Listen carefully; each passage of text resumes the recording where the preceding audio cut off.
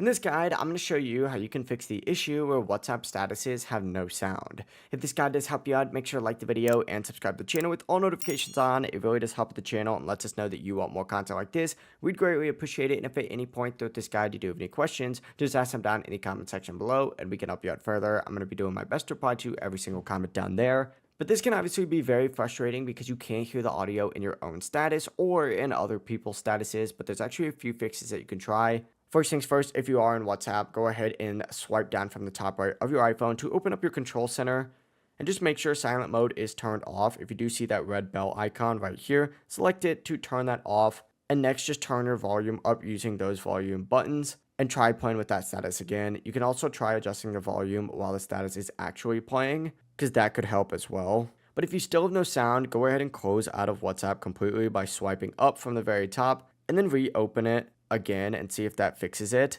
But if it is still not working, open up that control center again by swiping down from the top right and turning Bluetooth off. Sometimes audio is being sent to like headphones or Bluetooth speakers that you might not be using.